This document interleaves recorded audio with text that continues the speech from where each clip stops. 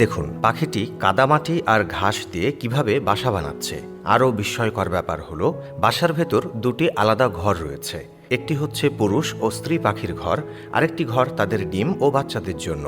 এ পাখির নাম রুফুস হর্নেরো। বাসা বানানোর শেষে যখন পাখিটি খাবারের সন্ধানে উড়ে গেল, তখন আরেকটি কালো পাখি এসে ঢুকে পড়ল বাসার ভেতর।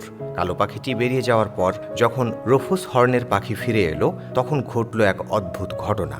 বাসার ভেতর থেকে একটি ডিম বাইরে ফেলে দিল রুফুস হর্নের পাখি। কিন্তু এই অদ্ভুত কাজটি করার পেছনে রহস্যটা কি?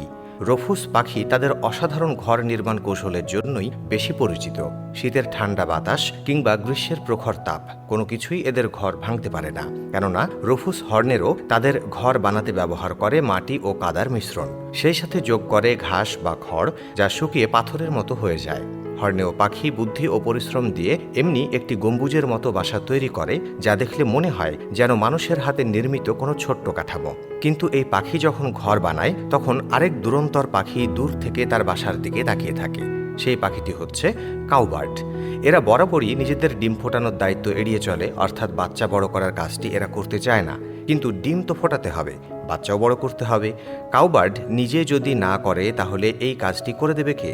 এর সমাধান হিসেবে কাউবার্ড অন্য পাখির বাসায় ডিম পাড়ার কুবুদ্ধি এঁটে নেয়। রুফুস হর্নেরের মতো পাখিদের বাসায় কাউবার্ড চুপিসারে ডিম পেড়ে চলে আসে, যেন রুফুস হর্নেও সেই ডিম নিজের সন্তান ভেবে ফোটাতে শুরু করে।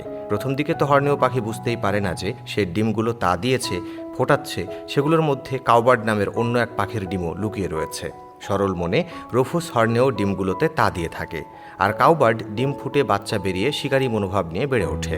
কাউবার্ডের বাচ্চা নিজেদের খাবারের জন্য রুফুস পাখির বাচ্চাদের সঙ্গে রীতিমতো প্রতিযোগিতা শুরু করে।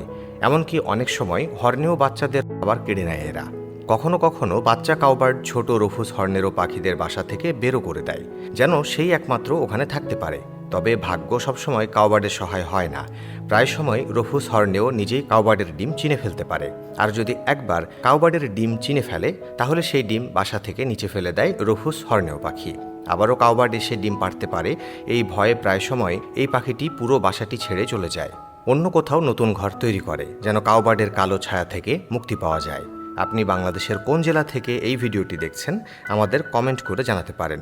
আমরা পরবর্তী ভিডিওতে আপনাকে ধন্যবাদ জানাতে ভুলব না। তবে এখানেই শেষ নয়। কাউবার্ড পাখিরা কেবল পরজীবী মনোভাবই দেখায় না, বরং এরা আক্রমণও করে বসে।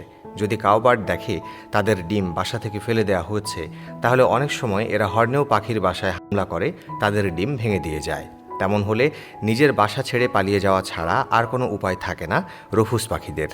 দর্শক, আজ পর্যন্তই। ভিডিওটি ভালো লাগলে আপনার মূল্যবান মতামত কমেন্ট বক্সে জানাতে পারেন। এরকম আরও নতুন নতুন ভিডিও পেতে আমাদের পেজটি ফলো করে রাখুন। ধন্যবাদ।